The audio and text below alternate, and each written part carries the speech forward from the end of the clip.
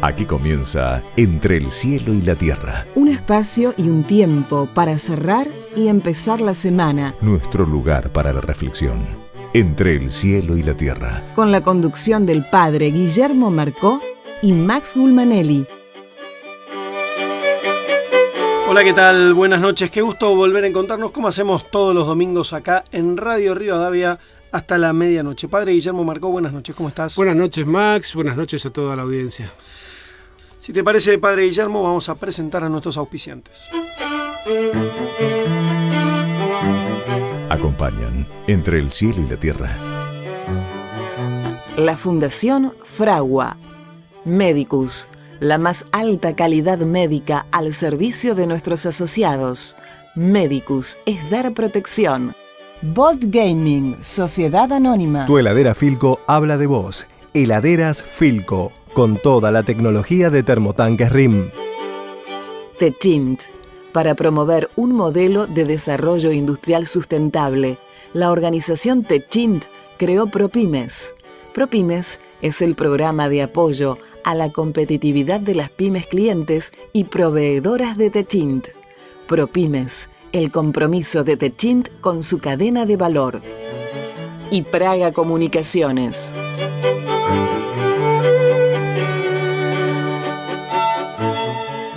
Padre Guillermo, la Iglesia nos presenta hoy en este camino que iniciamos, que es la Cuaresma, con el miércoles de ceniza que celebramos hace pocos días.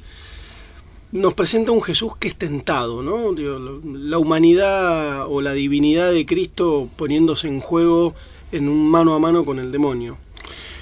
Sí, como bien decís, Max, pero por otro lado me parece que es un texto muy interesante como prolegómeno en este primer domingo de Cuaresma. Una Cuaresma sin duda muy particular, marcada por el ámbito de una reflexión profunda acerca de lo que le toca a la Iglesia, y una Iglesia que como comunidad, eso es la Iglesia, la comunidad de los fieles, que necesita retirarse al desierto para orar, para estar a solas con Dios. Un momento creo que ha elegido el Papa Benedicto XVI para retirarse, de una gran concentración espiritual, ¿no? Y dentro de este marco de rezar por la Iglesia, creo que es importante entender lo que significa irse al desierto. El desierto, cuando uno piensa, este desierto por el que pasa el pueblo de Israel, yo tuve la enorme gracia de cruzar desde Israel a Egipto por el desierto del Sinaí y ver lo que es esa ausencia de todo, ¿no? Ausencia de vida, ausencia de distracciones. No hay nada con qué distraerse, el desierto es siempre igual, es monótono, y con un silencio increíble, ¿no? Entonces, el desierto es el lugar del encuentro con Dios, porque es como que Dios necesita despojarnos de todo lo que nos distrae, de todo lo que nos tienta. De eso se trata, me parece, muchas veces, ¿no? Las tentaciones no son otra cosa que sacarle la mente a Dios, quitar de lo esencial para ir a entretenerse por ahí en cosas efímeras. Y por eso las tentaciones que Jesús sufre en el desierto son bastante parecidas a las que tenemos nosotros los hombres, ¿no? En primer lugar, la sed de cosas materiales. Jesús tiene hambre, siente hambre como es humano, plenamente humano, después de ayunar. Y la tentación es de convertir una piedra en pan, usar el atajo, diría yo, ¿no? Muchas veces en las sociedades la corrupción es el atajo, el arribismo es el atajo, tratar de llegar por el camino fácil, no por el camino arduo del esfuerzo. El copiarse en un examen es el atajo, el no hacer cola es el atajo, el colarse. Bueno, todo, no sé, cada uno puede ir poniendo tantas situaciones donde realmente nosotros tratamos de convertir nuestras piedras en panes de una manera fácil, espectacular. Vos planteabas la oportunidad del Papa Benedicto XVI de decidir este enorme paso de abdicar en coincidencia con el tiempo de la Cuaresma y de cara a la Pascua, a la Semana Santa que vamos a celebrar en unos días. Y mucho se habló esta semana y se va a seguir hablando, y nosotros vamos a estar reflexionándolo en este programa sobre los motivos que de alguna manera lo llevan al Papa a retirarse a este desierto, que tiene que ver, especulan algunos, con la propia corrupción en el seno de la Iglesia, con las intrigas del poder. Mira, yo la verdad que no creo en todo eso. A mí me parece que el Papa es un hombre que nos ha demostrado ser plenamente libre, ¿no? Y justamente frente a la tentación de la espectacularidad, que es otra de las tentaciones que sufre Jesús, ¿no? Si realmente eres hijo de Dios, súbete al pináculo del templo y desde ahí tírate, porque está escrito, tus ángeles te van a atajar, ¿no? Y él dice: no tentarás al Señor tu Dios. A mí me parece que lo que nos recuerda Benedicto XVI es que solo Dios es el que guía a la Iglesia, y que los hombres se han sucedido en una cadena ininterrumpida desde Pedro en adelante, pero al fin y al cabo son hombres también, y por lo tanto pueden dar un paso al costado sin esperar la propia muerte. Cuando se compara con las renuncias anteriores, dice hace 600 años que un papa no renunciaba, me parece que ninguna comparación es semejante a esta. Ninguna de las renuncias anteriores fueron semejantes a esta, sino que tradicionalmente, así como los obispos también morían en su sede, los papas morían en su sede, y la realidad es que el Concilio Vaticano II vino a poner una novedad en esto. La novedad es que a los 75 años los obispos y los párrocos, toda persona que detente poder, tiene que presentar su renuncia. Y de hecho, cuando Pablo VI atravesó la barrera de los 75 años, muchos se preguntaban, bueno, pero entonces también él va a renunciar. Y él no renunció. Por lo tanto, esto era una especie de agujero negro que había quedado en qué le toca al pontificado, ¿no? De hecho, hay que recordar los últimos años de Juan Pablo II, que prácticamente ya no podía ni hablar. Entonces, cuando se habla de toda esta estructura que mantiene el gobierno de la Iglesia, donde sin duda, como en toda estructura de poder, hay personas que piensan de una manera y otras que piensan de otra, y esas son quizás las famosas luchas internas, que no tienen, me parece que esto que no tiene nada de despiadado, son diferentes maneras de pensar, y gente que quiere o mira a la Iglesia de distintos modos. Como existen las internas dentro de un partido político, digamos, y eso está desde que el Evangelio se escribió. Cuando San Pablo no pensaba exactamente igual que San Pedro, y en un momento lo acusa de hipocresía porque vivía con los judaizantes, vivía con los paganos de manera pagana, y cuando llegan los judaizantes él se retira y no come con los paganos. Entonces dice: pero ¿cómo? Hasta hace 2 días hacías esto, ahora haces otra cosa. Está en la naturaleza humana. Sí creo que el próximo Papa va a tener que hacer una reforma profunda de la estructura de la Iglesia, porque en realidad los fieles vivimos en muchos y diferentes lugares, con muchas y diferentes tradiciones y culturas, y el gobierno de la Iglesia, un gobierno que hoy en día está tan centralizado en Roma, quizás, no siempre ayuda, ¿no? Entonces sería interesante, me parece, que uno de los desafíos que asuma el próximo Papa sin duda sea esta reforma de la curia romana. Si Jesús hubiese bajado de la cruz antes que termine su pasión, si María hubiese dicho al cielo que no, luego de escuchar a Simeón, si el amor se diera frente al miedo y negociara un alto al fuego con el mal y la opresión, si la fe se convirtiese en duda y la alegría en amargura, ¿para qué tanta canción? Si el Bautista hubiese decidido huir sin llevar a cabo su misión, y si Pedro hubiese escapado de Nerón, dejando al rebaño sin pastor, si todo lo puro y verdadero se comprara con dinero, no tendría más valor. Si la luz se volviese penumbra y todo se quedara a oscuras, ¿dónde iríamos tú y yo? Dímelo, peregrino, peregrino, ni una bala te detuvo en tu camino, peregrino, ya aprendimos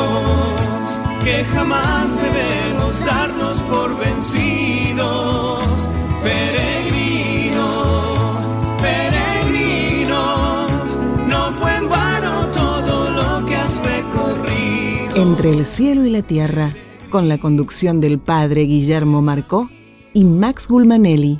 Seguimos entre el cielo y la tierra. Padre Guillermo, como planteábamos en la apertura y vos compartías recién en la reflexión del Evangelio, obviamente una noticia que nos sacude a todos, creo que nos despabiló, que nadie lo esperaba demasiado, pero la renuncia de Benedicto XVI, sin lugar a dudas, pateó el tablero. Sin duda que sí, fue una conmoción, ¿no? Porque estamos acostumbrados a ver a los papas morir en su sede y por lo tanto, digamos, nadie tiene como en su imaginario colectivo la posibilidad de que haya un papa y un expapa, ¿no? Conviviendo. Y tampoco, digamos, desde el Vaticano mismo nos imaginan un poco cómo es la situación. Normalmente siempre el cónclave, que es la elección propia de los papas, está precedido de algo traumático, que es la muerte de un papa. Entonces ya hay toda una ceremonia milenaria fijada, que es que el papa muere, entonces se constata la muerte, empiezan, digamos, asume el camarlengo, que es una figura designada, y se destruye su anillo, todas las cosas que le permitían, digamos, firmar y tener autoridad en la iglesia para que nadie vaya a fraguar algún documento. Y a partir de ahí empieza un periodo de reflexión después de los funerales y del entierro del Papa y de elección del nuevo candidato. Ahora hay una transición ordenada, que creo para mí es la gran novedad, ¿no? O sea, hay tiempo, hay un Papa hablando, digamos, en este mes, está dejando diciendo testamento cosas todo el tiempo. Y por otro lado, digamos, los cardenales tienen tiempo para pensar, ¿no? Un mes largo para reflexionar acerca de cuál es la situación en la Iglesia. Tenemos el gusto de que nos acompañe una vez más en nuestro estudio Sergio Rubín, que es periodista especializado en temas religiosos. Ustedes ambos dirigen el suplemento Valores Religiosos en el diario Clarín, y vos, Sergio, además haces toda la cobertura de los temas de religión y de iglesia en el diario Clarín. Buenas noches, bienvenido, gracias por acompañarnos. Bueno, gracias a ustedes por la invitación. Siempre es una alegría estar acá. Para nosotros también. Si les parece a ambos, vamos un poquitito para atrás. Ustedes han compartido una experiencia y conocen de cerca esto de lo que es un cónclave, pues en el año 2005, cuando fue electo Benedicto XVI, ambos, por diferentes motivos, tuvieron la enorme oportunidad de ser protagonistas y de vivirlo en Roma. Sí, así es. Yo creo que todavía me acuerdo el momento, creo que todos estábamos esperando el momento que se muriera el Papa, pero debo compartir un poco aquí, porque aquí podemos en este programa hablar un poquito más del corazón que desde la mente. No porque ya estábamos esperando la muerte de Juan Pablo II, por lo menos en lo personal, cuando se anunció oficialmente me golpeó.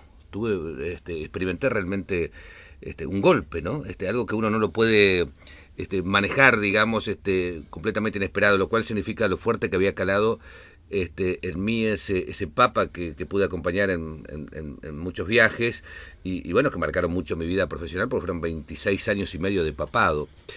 Fue una experiencia realmente espectacular. Efectivamente estábamos con el padre Guillermo allí en Roma, estuvimos casi un mes, desde la muerte hasta la asunción del nuevo Papa. Es una experiencia muy fuerte.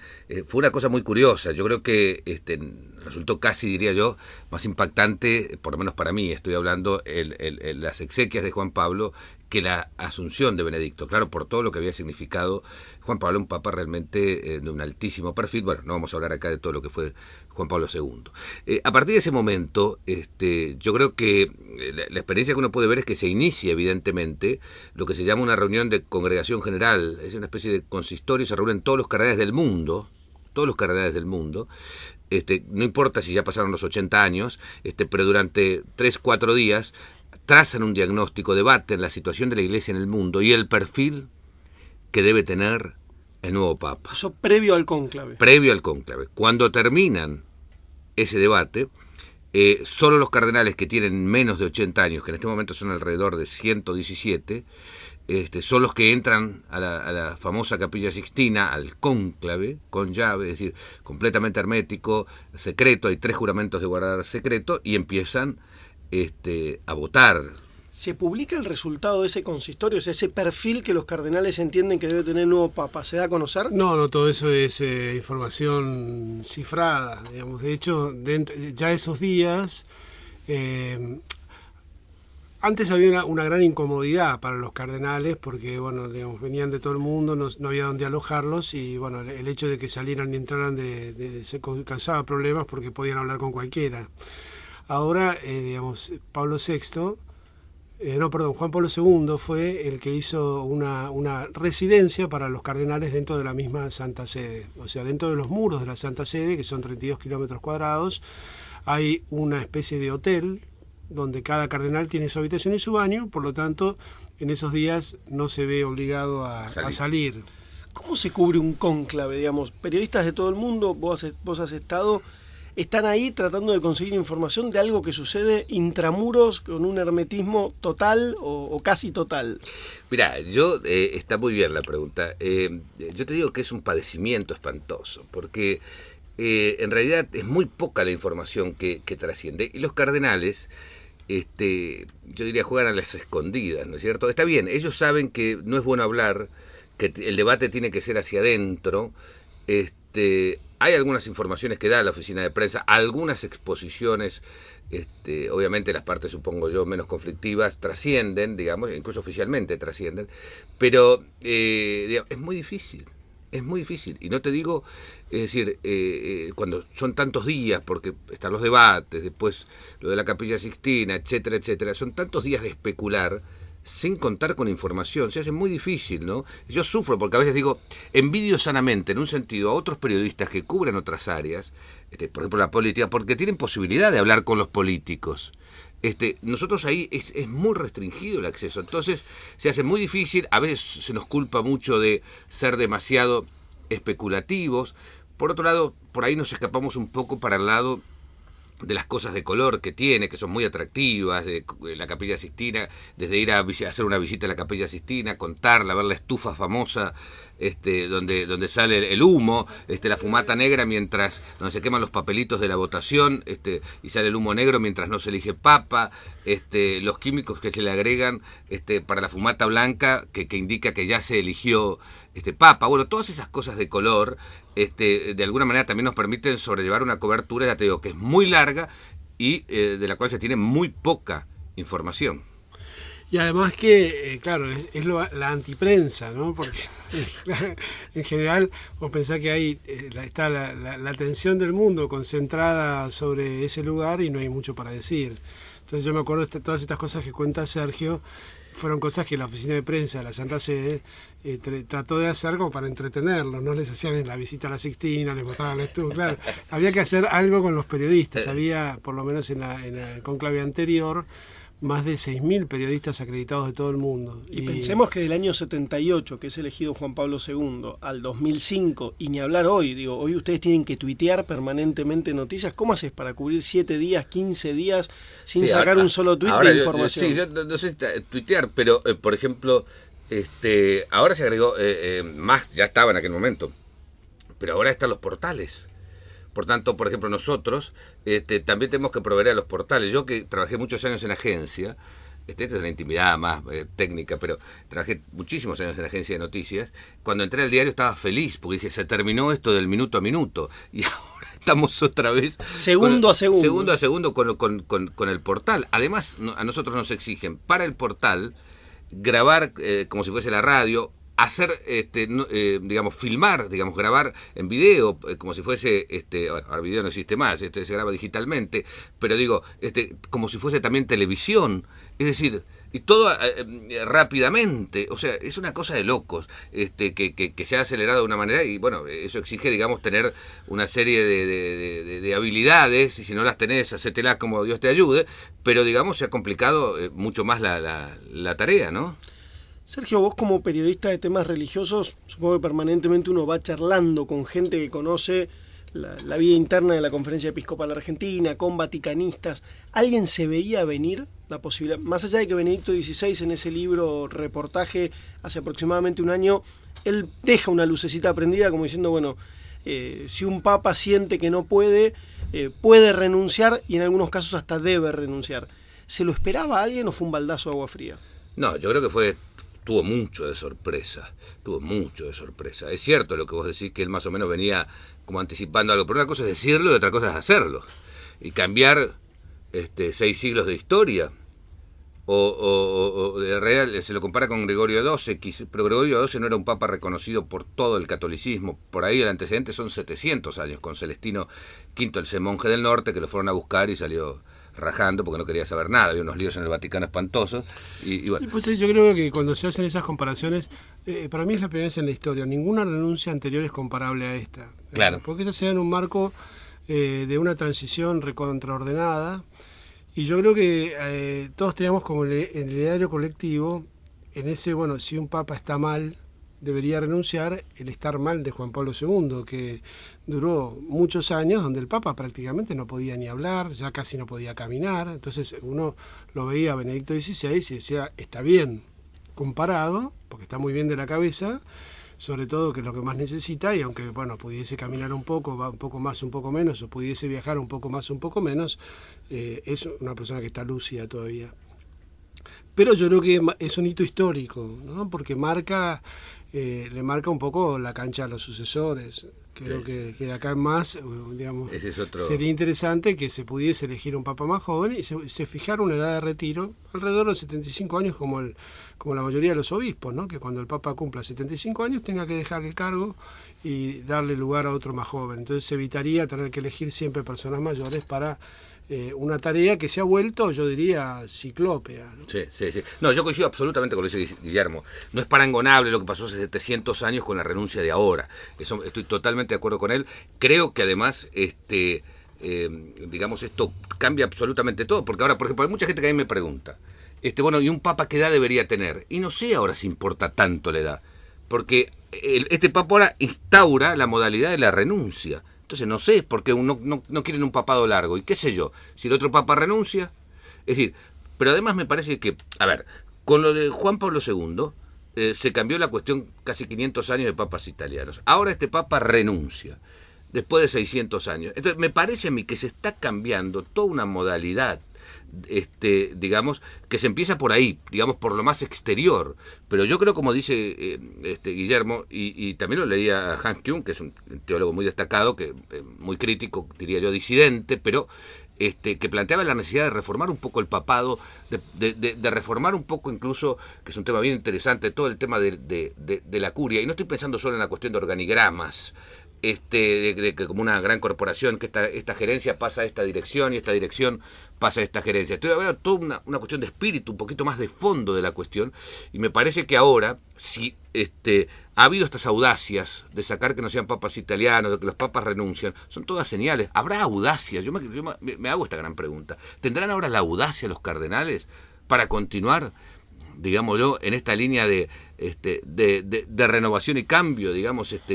Son cosas que yo me pregunto. Me parece que es crucial este momento que se viene ahora. Es bien interesante, y también coincido con Guillermo en que se genera una situación muy rara, porque va a estar vivo el papa anterior. Entonces, y con esto termino, me pregunto, ¿qué influencia? Él dice, yo me retiro, me recluyo, perfecto, pero va a estar vivo. Es decir, a pocos metros. Claro, ¿qué influencia puede tener? Estamos conversando con Sergio Rubín sobre la renuncia del Papa y la inminente elección de un nuevo papado. Estamos en Radio Rivadavia hasta la medianoche, entre el cielo y la tierra. Ven, Señor, toma mi vida entera y transfórmala con tu esplendor. Hacerte conocido, ya no quiero vivir sin tu calor. Mi corazón te pertenece, cuerpo y alma, tuyo soy. Y es que sin tu luz yo no podré ver el camino, mi Señor. Ven y llena este vacío solo con tu amor. Quédate aquí conmigo al caer el sol. Cuando el miedo está por cubrirme allí, llega tú y se irá. Ven, Señor, toma mi vida entera y transformada con tu esplendor. Hacerte conocido, ya no quiero vivir sin tu calor. Mi corazón te pertenece, cuerpo y alma, tuyo soy. Y es que sin tu luz yo no podré ver el camino, mi Señor. Dame hoy de tu confianza para poder ver dónde hallaré la esperanza, y solo así poder dar fin al dolor. Tú no quitarás más amor. Ven, Señor, toma mi vida entera y transfórmala con tu esplendor. Hacerte conocido y ya no quiero vivir sin tu calor. Mi corazón te pertenece, cuerpo y alma, tuyo soy. Y es que sin tu luz yo no podré ver el camino, mi Señor. Frente de mi boca tu palabra, buen pastor, que quiero anunciarte hasta el día que me toque ir a tu corazón. Hasta entonces ten toda mi canción. Ven, Señor, toma mi vida entera y transfórmala con tu esplendor. Hacerte conocido y ya no quiero vivir sin tu calor. Mi corazón te pertenece, cuerpo y alma, tuyo soy. Y es que sin tu luz yo no podré ver el camino.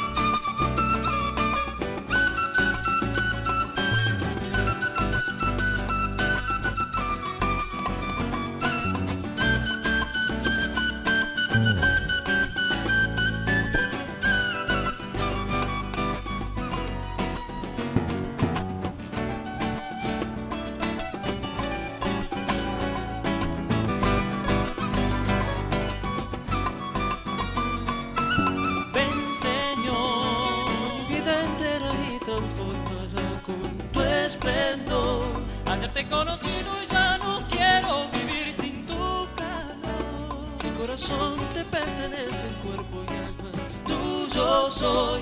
Y es que sin tu luz yo no podré ver el camino.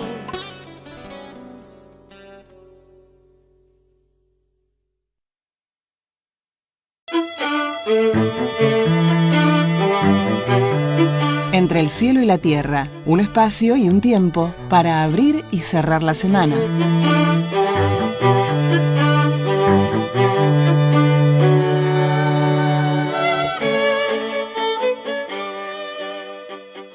Seguimos hasta la medianoche, estamos conversando con Sergio Rubín, periodista especializado en temas religiosos, sobre, obviamente, la gran noticia, la gran conmoción que nos causa la renuncia del Papa Benedicto XVI, la elección de un nuevo Papa, y vos planteabas antes del corte, Sergio, esta convivencia que se viene, ¿sí?, entre un Papa retirado, un Papa jubilado, pero que va a estar ahí, dentro de los palacios vaticanos, a pocos metros del Papa en funciones. Sí, perdón, Sergio, a mí me gustaría agregar una cosita. Yo creo que hay cosas a las cuales la Iglesia tiene que avenirse dentro de la forma de vivir del mundo moderno, ¿no? Porque ahora, a final de abril, va a abdicar la reina de Holanda en favor de su hijo. El mundo está lleno, digamos, y sin duda con más poder que el Papa, de expresidentes, ¿no? En Estados Unidos conviven los presidentes actuales con los expresidentes. Bueno, eso son, y a veces con cosas muy disímiles y opuestas, ¿no? Entonces, yo no dudo además que una persona una figura como la del cardenal Ratzinger se dedicará más a escribir, que es lo que le gusta, o a sus libros de teología, en donde no va a tener ningún encontronazo con su sucesor, que sin duda tendrá que emprender muchas cosas, pero sí me parece que pueden llegar a tener diálogos muy interesantes sobre cosas que un papa guarda en su corazón y que solamente podría transmitirle a otro que sí tenga el poder de hacerlo y que él no pudo.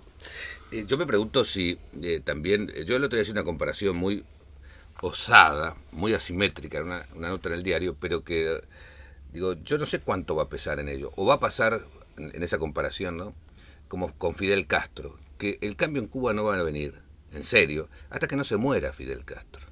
Entonces, digo, acá algún papa se animará a hacer grandes cambios, estando vivo Benedicto XVI, y yo no sé, Son cosas que yo... y hasta el sucesor se puede morir antes que Benedicto XVI. Hasta pasó con el cardenal Corrachino, claro. y Aramburu en Buenos Aires, ¿no? Sí, sí. Lo sucedió Corrachino a Aramburu, y Aramburu fue al entierro de Corrachino. Claro, son todas preguntas de una situación pero novedosísima que el propio Lombardi dijo, el vocero papal, ¿no? Por ejemplo, hay preguntas que yo me haría. Acá que tengo un nombre como Marcó, que es bastante experto en protocolo. Me hago esta pregunta.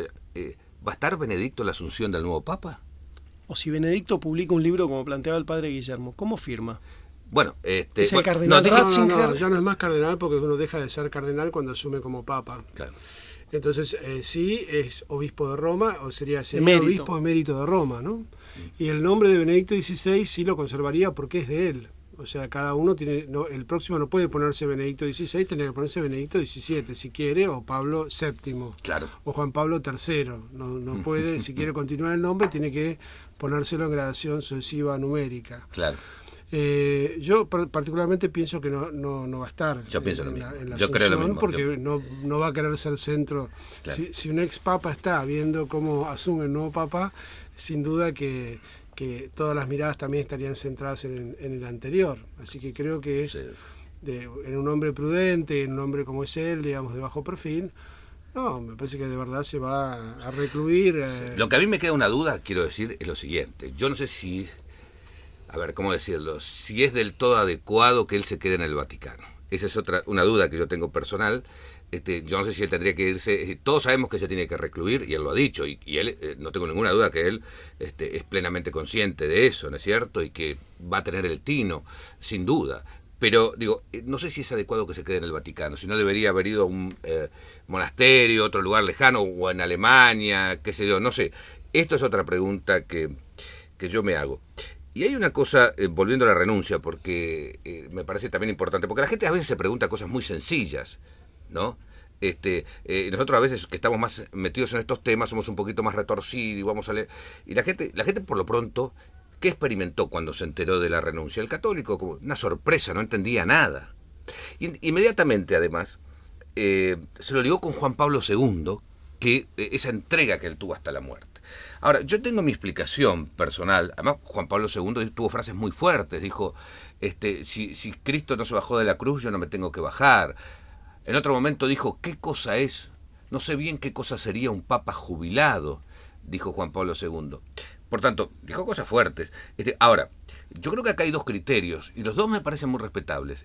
Pero además considerando que son personalidades y situaciones diferentes. Juan Pablo II era un hombre mediático, terriblemente carismático, y él hizo una catequesis del dolor, de la entrega y del sufrimiento con su enfermedad. Dio al mundo. En cambio, Benedicto, que claramente no es un líder carismático, digamos así, ni nada, y es un intelectual muy racional, aplicó otro criterio que me parece tan válido como el anterior.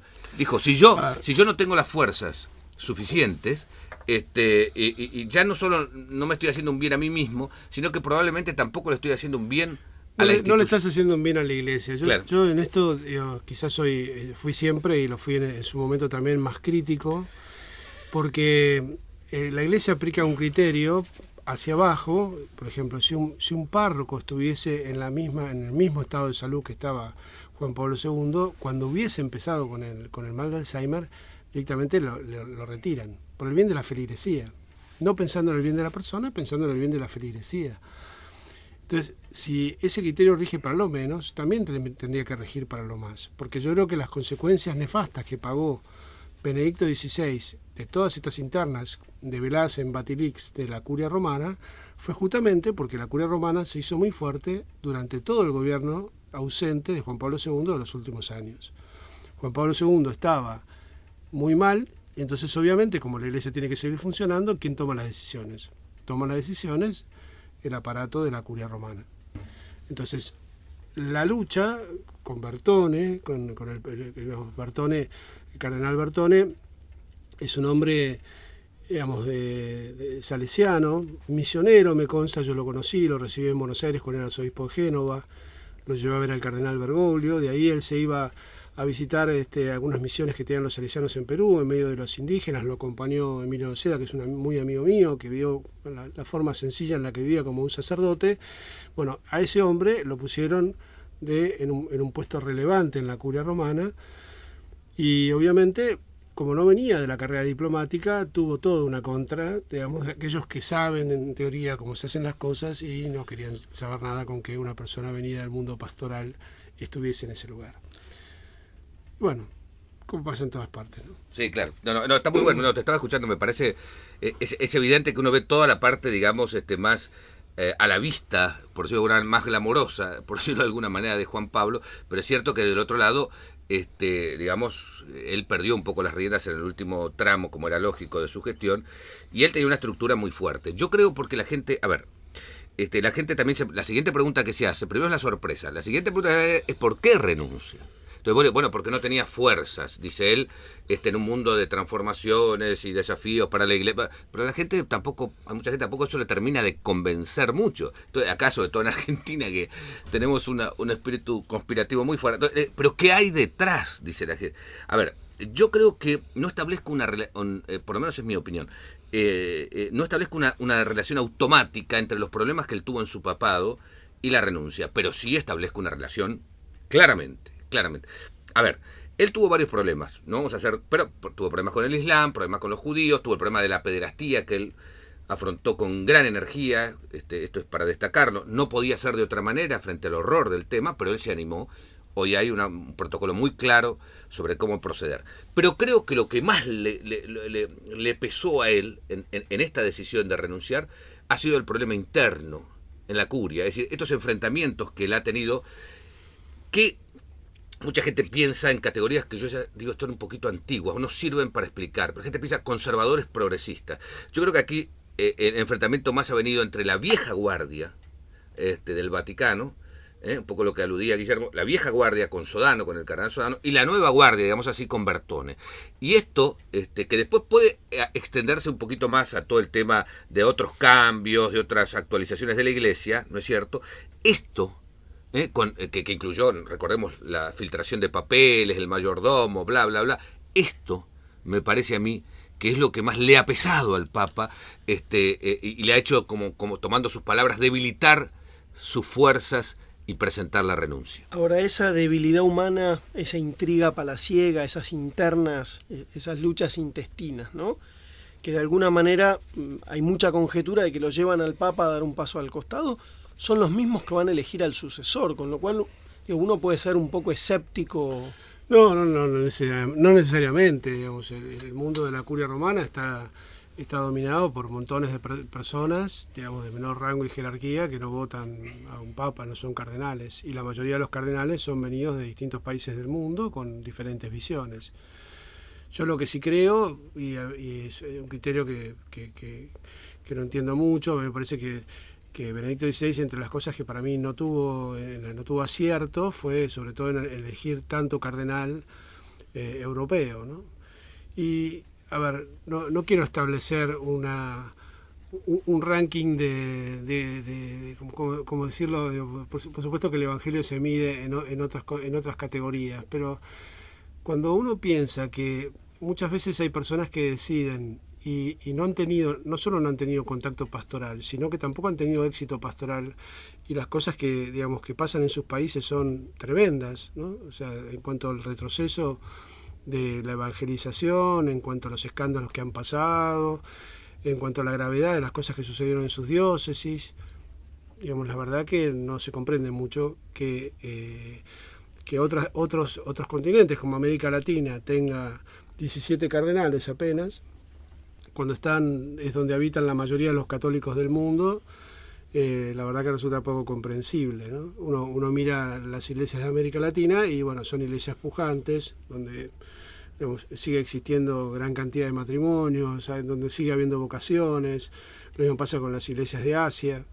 Uno mira las iglesias de Europa, la mayoría están convertidas en museos. Entonces, bueno, no sé, los cardenales, me parece que eso debería llevar también una profunda reflexión a los obispos de diferentes diócesis, a decir, bueno, a ver en manos de quién hay que poner la iglesia. Si queremos hablar de evangelización y queremos hablar de una iglesia que sabe cómo hacer las cosas, quizás deberían elegir un hombre que pueda mostrar esas credenciales, es decir, bueno, en mi diócesis pasan estas cosas, ¿no? y no personas que quizás tienen diócesis que son museos carentes de fieles. Un amigo de verdad, aunque el tiempo se empeñe a alejarnos, siempre tu amigo seré, siempre mi amigo serás. La distancia nunca podrá separarnos, siempre tu amigo seré, siempre mi amigo serás. Cuando sea muy alto el precio por crecer, el camino se nos haga cuesta arriba. Prometo que no te dejaré caer, nunca dejarás que me dé por vencido. Entre el cielo y la tierra, con la conducción del padre Guillermo Marcó y Max Gulmanelli. Me gustaría, padre Guillermo, retomar lo que planteabas hace un ratito sobre esta necesidad de reforma, ¿no? De una iglesia que en algunos lados se achica, se cierra, si querés, de alguna manera, e iglesias muy pujantes en países quizás en vías de desarrollo, como es el caso de América Latina, nuestro país, Asia, algunas regiones del África. Sergio, ¿cómo es el cónclave que viene en términos de distribución geográfica de los cardenales? No responde claramente, lo planteaba el padre Guillermo, no tiene un correlato de representatividad en cantidad de fieles y cantidad de cardenales de América Latina. Pero ¿cómo está el mapa de cara al cónclave? No, un problema es que justamente más de la mitad de los cardenales son europeos. Entonces, ese también plantea, y digamos, un tema, ¿no es cierto? Yo no sé el peso, digamos, pero digo, hace un rato decíamos, sí, se cambió de papa no italiano después de 500 años, se pasó un papa polaco, si ahora después de 600 años un papa renuncia, bien podría pensarse ahora, por ejemplo, en sacar el papado de Europa y llevarlo a América Latina, llevarlo a Canadá, el candidato canadiense es bien interesante, llevarlo a África, donde el catolicismo hay lugares donde está creciendo mucho, de llevarlo a Asia. Cuando decides llevarlo es llevar un candidato a Roma. Claro. No trasladar la sede. No, pero digo, que el papado, está bien, que el papado salga de ahí. En Asia, hay lugares donde también, poca gente sabe que en Corea del Sur, tiene un boom de vocaciones religiosas. Ustedes saben, no hablo del catolicismo, leí un dato que me impresionó.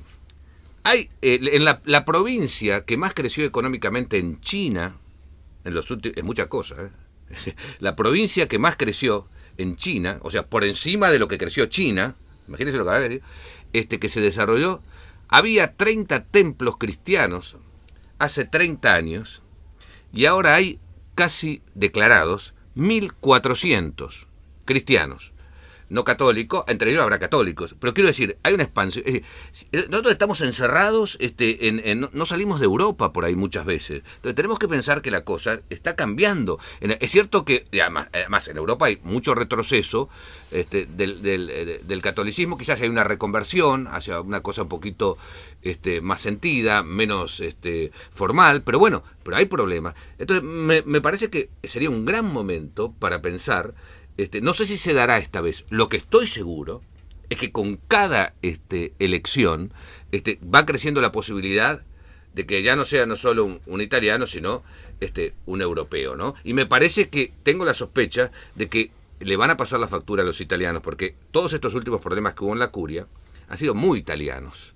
Entonces mi impresión es que las acciones de los italianos, es muy osado lo que digo, pero me parece que están un poco bajas. Se vienen embajadas para los italianos de la Santa Sede.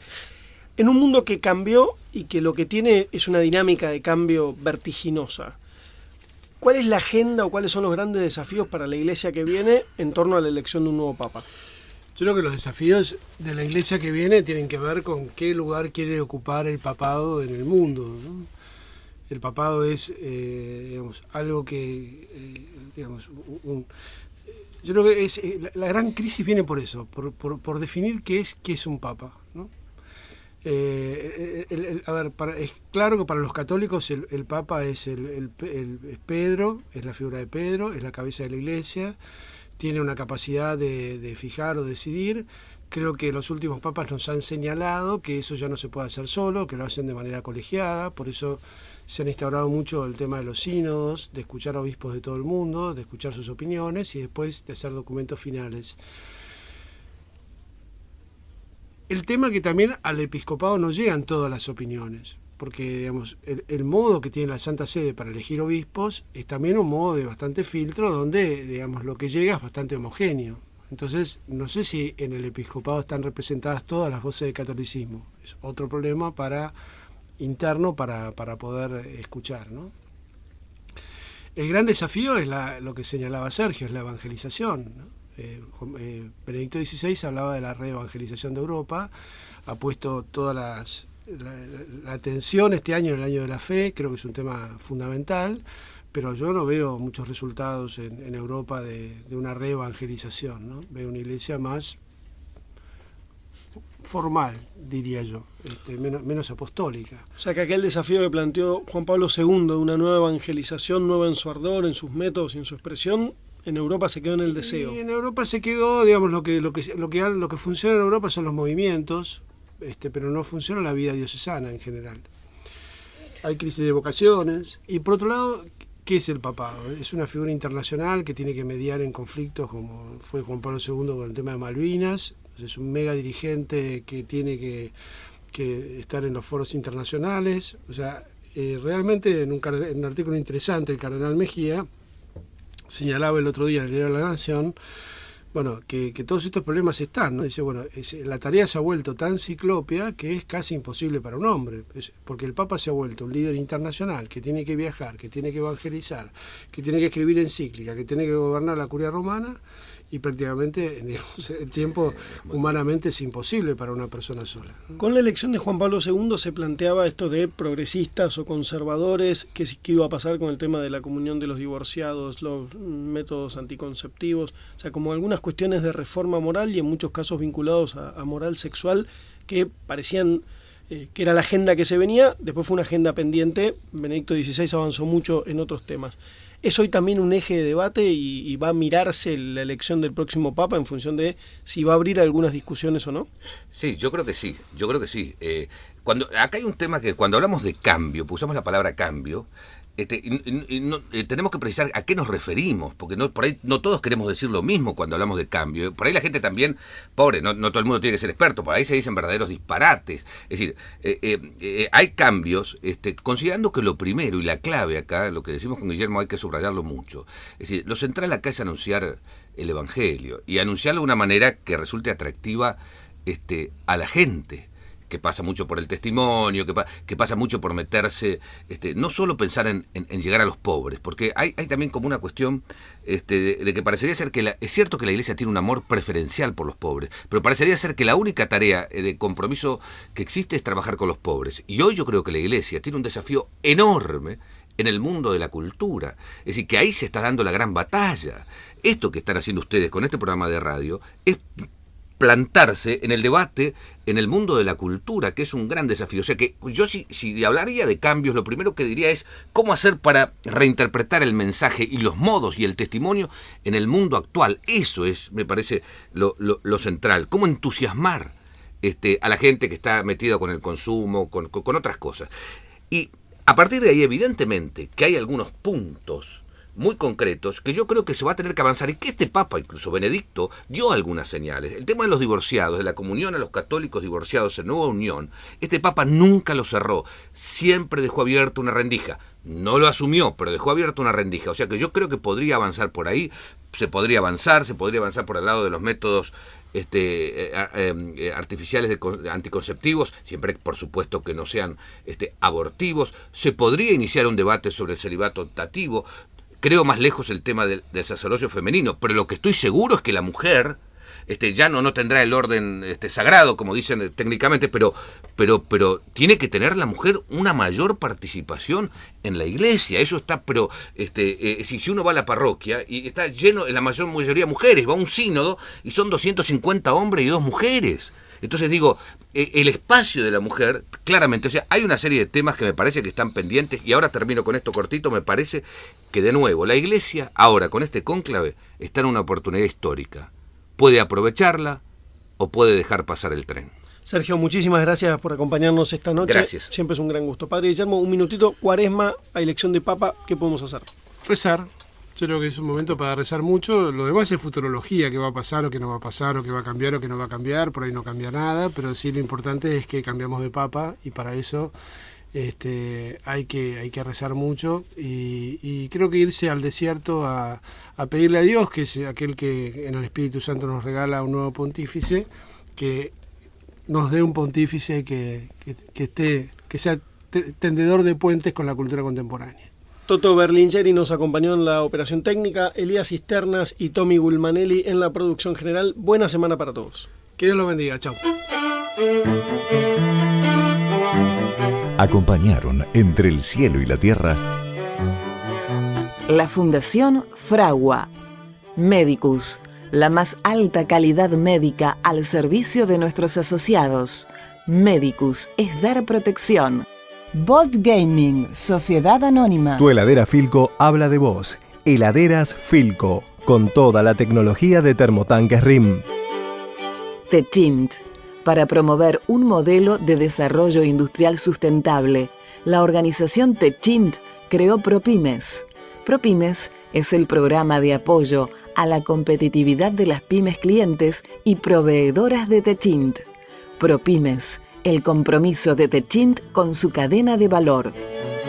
Y Praga Comunicaciones.